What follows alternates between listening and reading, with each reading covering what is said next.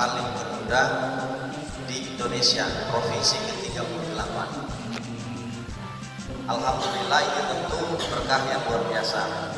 Tetapi daerah otonom baru atau apapun yang namanya baru, kalau bicara soal tantangan, sudah pasti tantangannya pasti ada.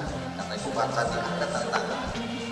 Tantangannya pasti ada, namanya baru itu tantangannya pasti ada. Tapi alhamdulillah, kita juga patut bersyukur bahwa untuk Sorong Raya ini atau Provinsi Papua Barat Daya ini, jika dibandingkan dengan sekian daerah yang dimekarkan di tanah Papua, Provinsi Papua Barat Daya alhamdulillah sudah selangkah lebih maju sebelum pemekaran terjadi. Nah, itu bedanya. Jadi Papua Barat Daya ini alhamdulillah sudah selangkah lebih maju jauh sebelum provinsi itu lahir.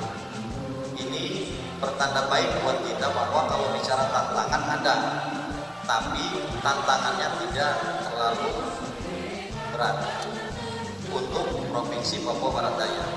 Kaitannya dengan partai politik itu sudah menjadi wajib hukumnya, karena partai politik itu sesungguhnya dilahirkan untuk mewadahi semua aspirasi politik.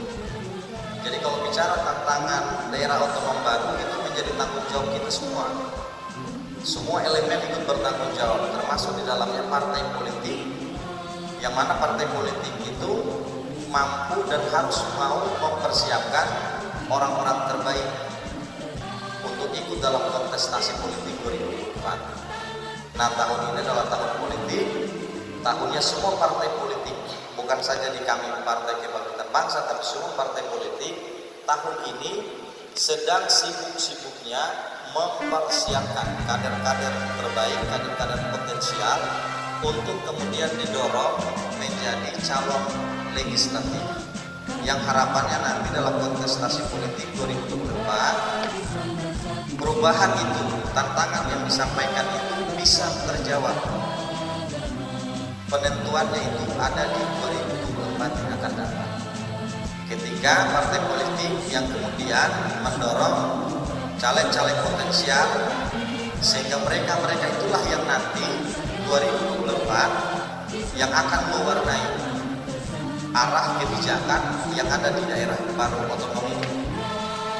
Karena bicara pemerintahan itu ada dua, satu pemerintahan eksekutif, satu legislatif. Eksekutif bagian mengeksekusi kebijakan, DPR itu punya 3 fungsi. Yang fungsinya itu ada keterkaitan. Nah, DPR itu adalah representasi dari partai politik.